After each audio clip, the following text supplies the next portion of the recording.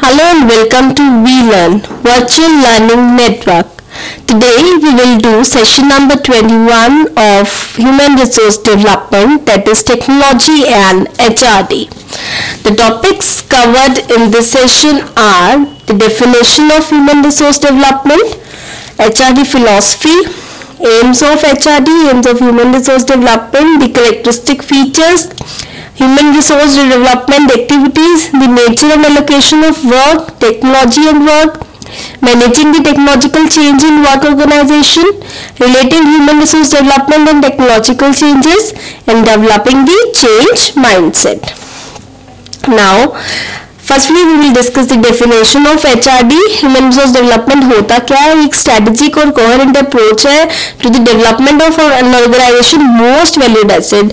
जो people working there who individually and collectively contribute to the achievement of its objective for sustainable competitive advantage. तो basically human resource development एक approach, एक strategic approach है जो हम use करते हैं अपनी organization की most valued asset यानी कि हमारे पीपल के लिए, जो हमारे एम्प्लॉयज हैं उनके लिए, जो वहाँ काम कर रहे हैं हमारे लिए, उनकी डेवलपमेंट के लिए ह्यूमन रिसोर्स डेवलपमेंट एक अप्रोच की तरह हम यूज करते हैं. वो इंडिविजुअली या कलेक्टिवली कंट्रीब्यूट करते हैं हमारे ऑब्जेक्टिव को अचीव करने के लिए. नाउ विल कम टू कि एचआरडी फिलॉसफी क्या है हमारी. तो मेन जो हमारी ह्यूमन रिसोर्स डेवलपमेंट की बिलीफ है हमारे क्या है, या कि कहते हैं कि एम्प्लॉयज जो है वो वैल्यूड एसेट है हमारे. जो फंडामेंटल बिलीफ है हमारा एचआरडी का वो क्या है, एक सस्टेनेबल कॉम्पिटिटिव एडवांटेज हम अचीव कर सकते हैं through our people, through our employees. तो जो they should therefore be regarded, मतलब उनको एक वेरिएबल कॉस्ट की तरह नहीं रिगार्ड करना चाहिए बल्कि एक वैल्यूड एसेट की तरह रिगार्ड करना चाहिए, इन विच जिसमें हम जितना इन्वेस्ट करें thus adding to their inherent value. The second HRD belief is that strategy and cultural are important. तो ये क्या कहना चाहते हैं कि जो ऑर्गेनाइजेशन इफेक्टिवनेस है वो इंक्रीज कर सकते हैं सिग्निफिकेंटली अगर हम उनकी क्लोज अटेंशन देंगे उनकी डेवलपमेंट पे of integrated significantly by paying close attention to development of integrated business and human resource strategies and by shaping the culture of the organization. अगर हम सही strategy use करें, सही culture adopt करें अपने organization में, उस चीज पे ज़्यादा close attention दें तो हम increase अपने organization की effectiveness को बढ़ा सकते हैं. So longer term perspective जो हमारा मैनेजिंग पीपल में या उसके developing N appropriate corporate culture वो बहुत इंपॉर्टेंट होता है. तो हर एस्पेक्ट जो होता है एम्प्लॉय मैनेजमेंट का that must be integrated with the business management and enforce and desired company culture. फिर है हमारे पास emphasis on commitment rather than on complaints. हमें जो ऑप्टिमम कंसिस्टेंट है हमारी पॉलिसीज जो है जो प्रमोट करती है किस पे, उसका कंसिस्टेंटली किस पे होना चाहिए उसका मोटिव, ताकि हम अपनी कमिटमेंट को प्रमोट कर सके, हमारी जो ऑर्गेनाइजेशन को हमने कमिट किया उसको प्रमोट कर सके, and unleash the latent creativity and energies of the people who work there, thus leading to enhance the performance. Then we have emphasis on the key role of the line management. तो जो हमारे human resource development है वो किससे on करता है, line managers on करते हैं, who alone have the responsibility for managing their staff. तो जो रोल है हमारा एचआर का फंक्शन का वो क्या है, to enable the line manager to fulfill their staff HRD responsibility effectively. फिर हमारे पास एम्स क्या है हमारे ह्यूमन रिसोर्स डेवलपमेंट के. जो एम जो हमारे ह्यूमन रिसोर्स डेवलपमेंट के हमने कहाँ से डिराइव किया, डायरेक्टली हमारे फिलोसफिकल स्टेटमेंट से. कैसे क्या क्या एम्स है हमारे, to utilise people for their full capacity and potential, right? Then to enable management to achieve organizational objective through its workforce. अपना enable करना अपने मैनेजमेंट को अपने organizational objective को हम achieve कर सके अपनी workforce से. Then to create conditions in which innovation, ऐसी condition करें जहाँ पर innovation हो, team working हो, total quality को flourish कर सके, हम एक healthy और safe working environment बना के रखें. To foster commitment from individual to the success of the company through a quality orientation in their performance and better whole organization. Encourage करें हम willingness to operate flexibility in the interest of the adaptive organisation, और या फिर हम enable करें company को कि अपना बेस्ट यूज दे अपनी डेवलपमेंट का इंफॉर्मेशन टेक्नोलॉजी में, और इंटीग्रेट करें अपनी अप्रोचेस को मैन्युफैक्चरिंग की, जैसे just in time, cellular manufacturing and flexible manufacturing systems, to establish an environment in which the latent creativity and energy of employees will be unleashed. तो ये सब हमारे एम्स है ह्यूमन रिसोर्स डेवलपमेंट में। क्यों हम ह्यूमन रिसोर्स डेवलपमेंट अप्रोच हम use करते हैं अपने एम्प्लॉयज के लिए, बेसिकली उनकी डेवलपमेंट के लिए, तो ये एम है उसका। अब उसकी करेक्टरिस्टिक फीचर क्या क्या है, मोस्ट इम्पोर्टेंट जो हमारे फीचर है हमारे HRD के, वो क्या है, एक टॉप मैनेजमेंट ड्राइव एक्टिविटी है, जो परफॉर्मेंस और डिलीवरी है हमारी HRD की, वो हमारी प्राइम रिस्पॉन्सिबिलिटी है लाइन मैनेजर्स की। ये एम्फसाइज करती है हमारी नीड क्या है स्ट्रैटेजिक फिट की, उसकी इंटीग्रेशन हम कैसे कर सकते हैं बिजनेस और पर्सनल स्ट्रैटेजीज की। Then it involves the adaptation of comprehensive and coherent approach to employment policies and practices. फिर इम्पोर्टेंस जो है कैसे अटैच्ड है हमारे स्ट्रॉन्ग कल्चर के साथ, हमारी वैल्यूज के साथ, और ये एम्फेसिस देती है जो हमारा एटीट्यूडनल और बिहेवियरल कैरेक्टरिस्टिक्स है हमारे एम्प्लॉय का। सो बेसिकली ये हमारे कैरेक्टरिस्टिक फीचर है। और other than this we have the reward differentiated according to performance, competence और स्किल। जो हमारे एम्प्लॉयज के रिलेशंस है इंडिविजुअल में rather than the collective, वो हाई ट्रस्ट पे होना चाहिए rather than the low trust. So these are some of the characteristic features of human resource development. Now we'll move to the next topic, that is human resource development activities. अब human resource development में हम क्या क्या activities लेकर चलते हैं। सबसे पहले एक्टिविटी हम लेके चलते हैं ह्यूमन रिसोर्स डेवलपमेंट स्ट्रैटेजी। तो ह्यूमन रिसोर्स डेवलपमेंट स्ट्रैटेजी में बेसिकली हम क्या करते हैं, हम स्ट्रैटेजीज फॉर्मुलेट करते हैं जो हमारा क्लियर डायरेक्शन देती है हमारे लॉन्ग टर्म डेवलपमेंट मैनेजमेंट के लिए, और प्रोवाइड करती है हमें the basis for building a coherent approach to personal management. Then we have organisation, तो helping with the restructuring of organisation and the redesign of jobs to fit projected changes in their product or system development, technologies, decentralization and the ownership. Then we have cultural management, again we have managing commitment, then we have flexibility, we have team working, we have quality management, we have resourcing, we have performance management, we have human resource planning and management, we have reward management, and we have the employees relations also. So जो relationship है हमारा human resource development और technology के बीच में, वो क्या है और उसकी इम्प्लीकेशन कहाँ है, कहाँ हम उसको इम्प्लाई करते हैं। So human resource development basically और उसकी जो मैनेजमेंट है वो बहुत ही एसेंशियल है हमारे बिजनेस ओरिएंटेड फिलोसफी में। अगर हम कंसर्न कर रहे हैं the management of people in order to obtain added value from them and thus achieve competitive advantage. So एक फिलोसफी है ये जो ये अपील करती है कि कैसे मैनेजमेंट्स को how to strive to beat of increasing international competition, और कैसे उन्हें अप्रिशिएट करना है that they must invest in human resources as well as in the new technology. Now the next topic is the nature and allocation of work. अब कैसा nature है हमारा human resource development का, कैसे हमें वर्क को एलोकेट करना है सबको। जो डाइवर्सिटी ऑफ फैक्टर्स हैं जो that are governing the organisation of work with the new technology, इसका मतलब कि नीदर डी स्किल्ड और deskilled work will predominate even in the same firm or the industry. So allocation of work is not always based on criteria of finding the most technically stable person for the job, but political and social criteria may be predominant. So this is the nature and allocation of work. Now we'll come to technology and work. Now as we have discussed some of the activities like resourcing or quality management or human resource planning management. Now how technology and work are matlab what is the relation between these? So we have some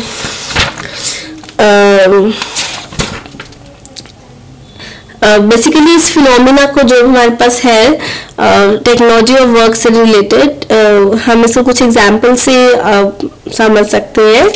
so before going to the examples let us first take a glance of it. The first statement here opens the debate about the nature of job changes in the companies.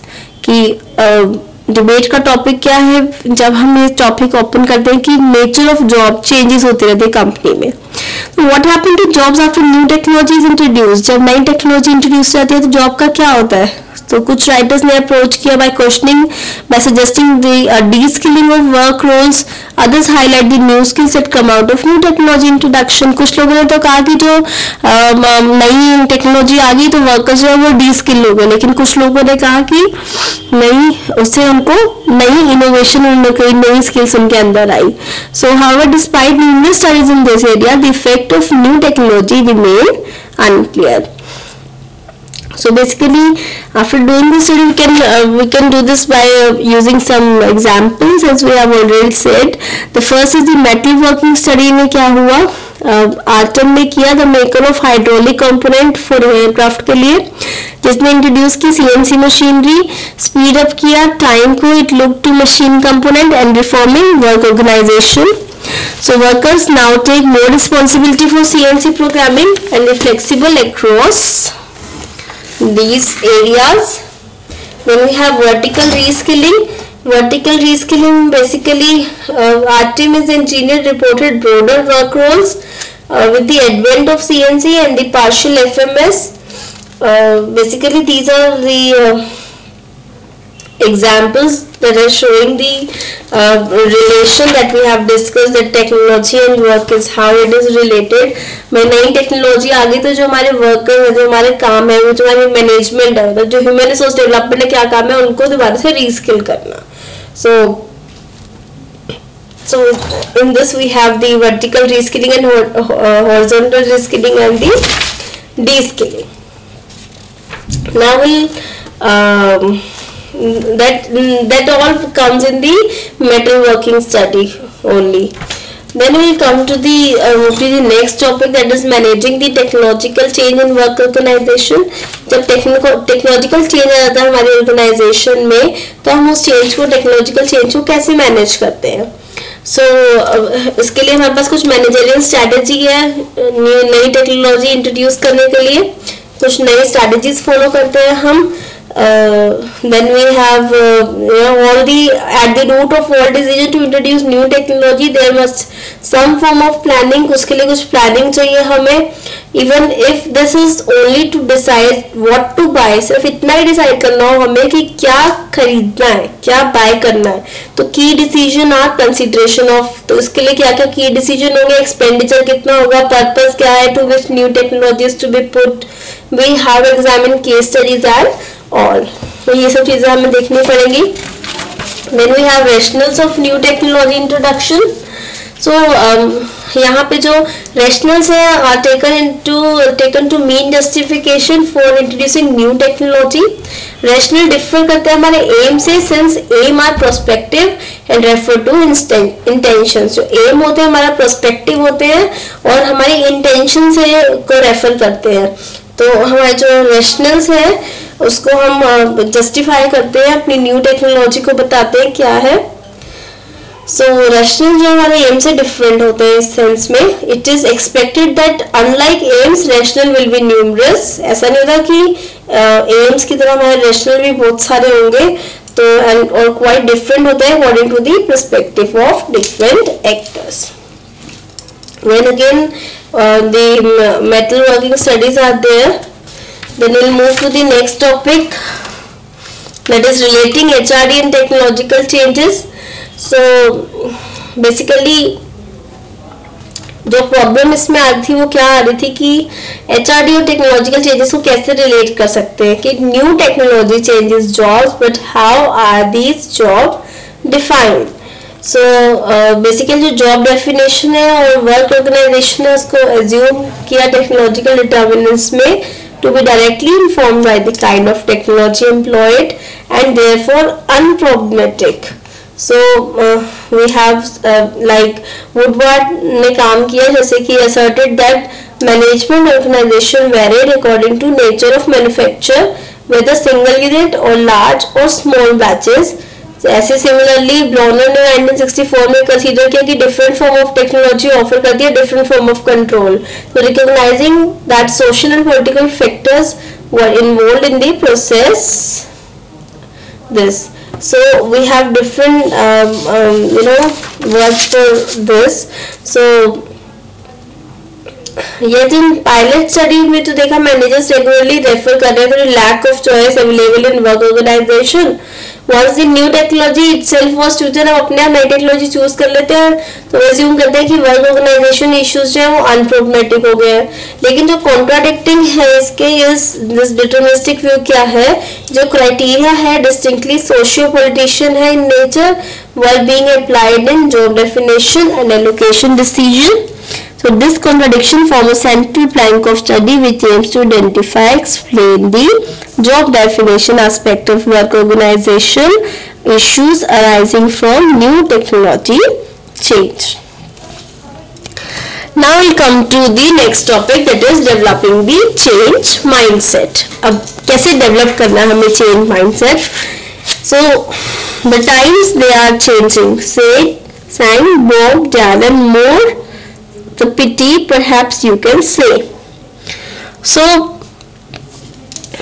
basically सबसे पहले हमें इसके लिए पता होना चाहिए like you are then totally fed up with, कई बार हम चेंज से fed up हो जाते हैं.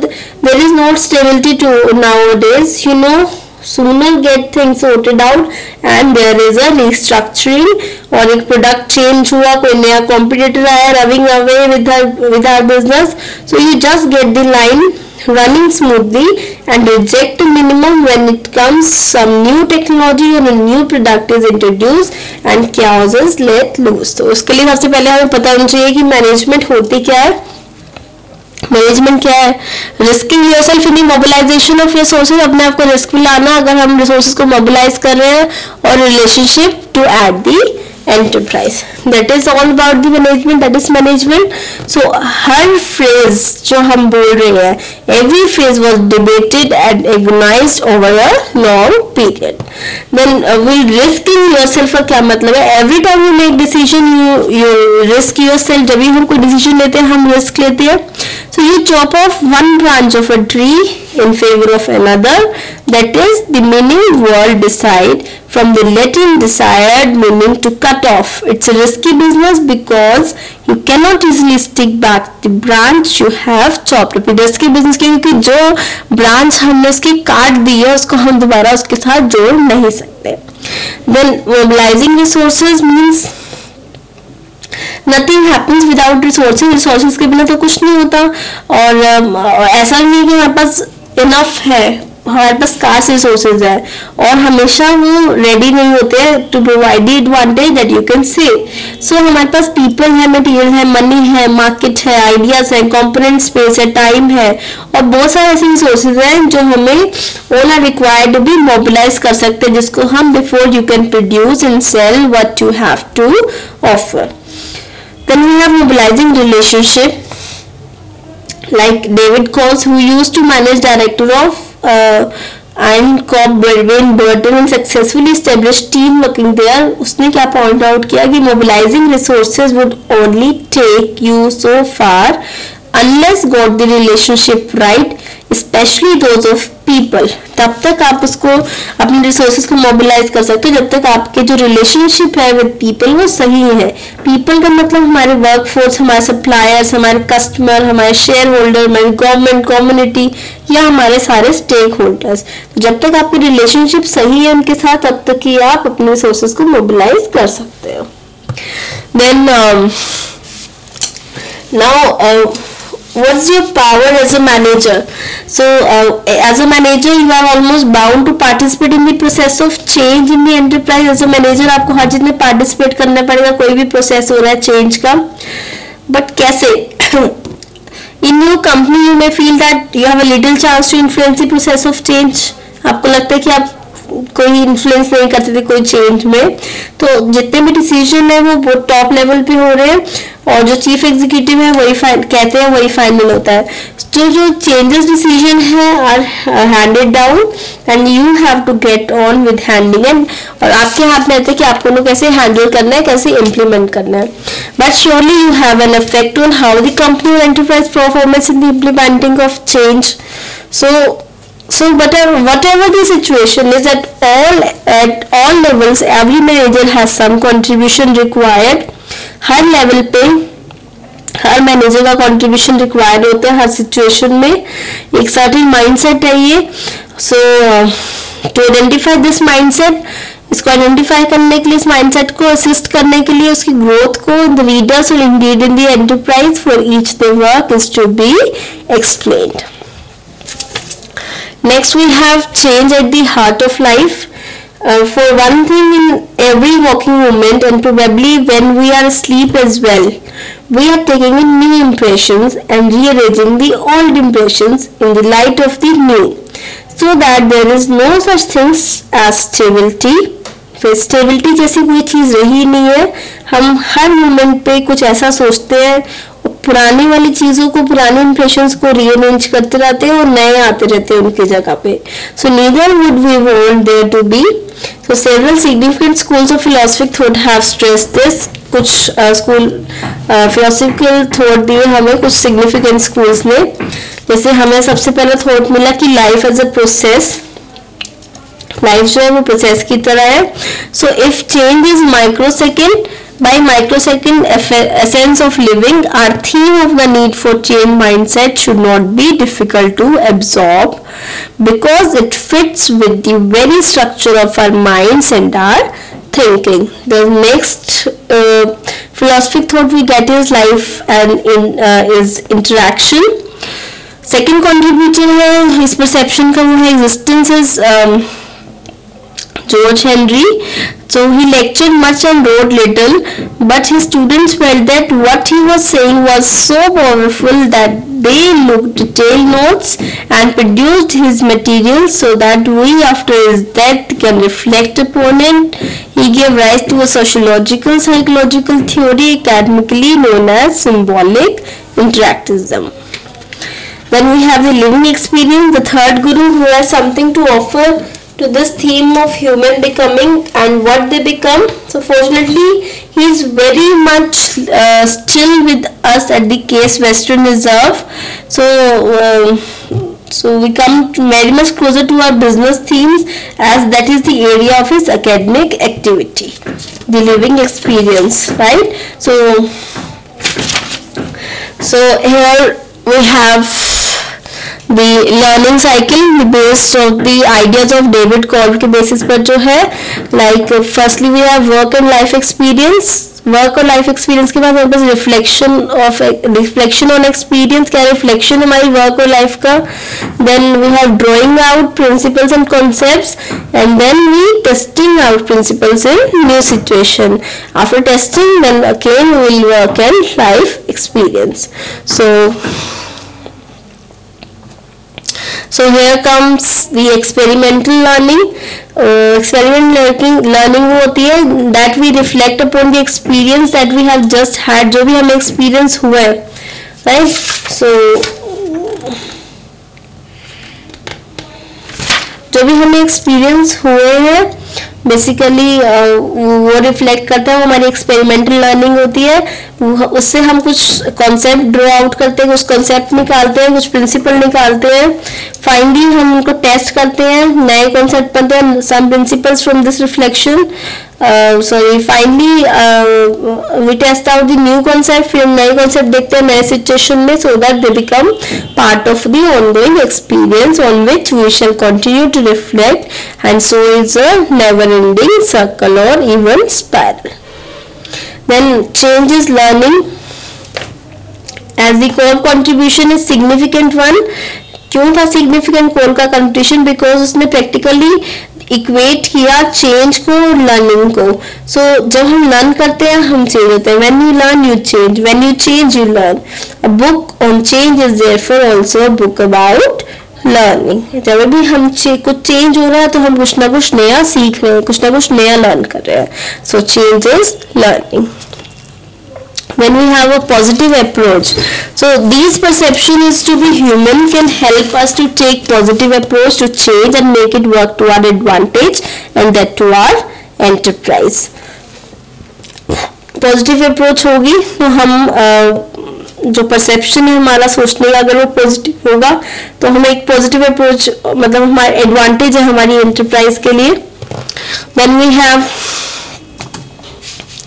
this we have already discussed. Then we have the next topic, that is technologically change and reaction management. So technologically change जो होता है और उसका reaction उसमें हम देखते हैं कि जैसे rigidity है.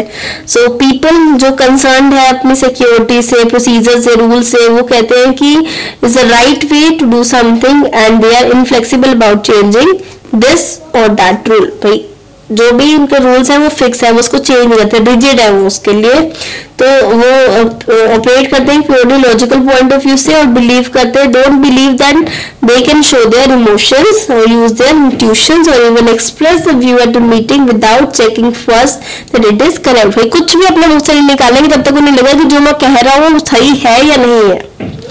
So to cope up with this kind of resistance to change, it is necessary to demonstrate to them in very logical fashion the long-term consequences of their behavior. Other than this, we have overreaction in kind of organization जहाँ पे लोग overreact करते हैं, drama होता है, crisis, ये normal चीजें होती है ड्रामा और crisis. So in many ways is the opposite of situation, rigidity prevails. So this tendency towards aggression, hysteria is usually a defense against true information and logical use of it to solve the problem. Then we have the suspicion, जहाँ पे suspicion होती है, suspected होता है, there is a kind of organizational organizational plan में होता है. Managers और एम्प्लॉयज होते हैं अपना टाइम स्पेंड करते हैं अपने आप को प्रोटेक्ट करने के लिए, पैच करने के लिए, protecting their own back, scorning points of others. तो ऐसे केस में यूजली हम डिफेंस करते हैं against the believe that someone will get you if you don't watch out. Then we have action orientation. Then we have overcoming the resistance. Then we have listening to criticism, risk taking, management of chaos.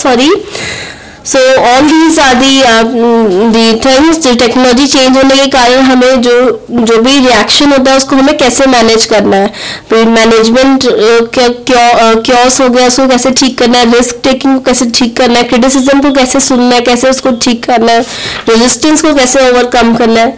So that's all for this unit. So now there are some question for you. The first is define the HRD, that is human resource development, and explain its salient features. And second is explain how to manage technological change in the organization. Illustrate with certain example. So that's all for today's session. Thank you so much. Happy learning.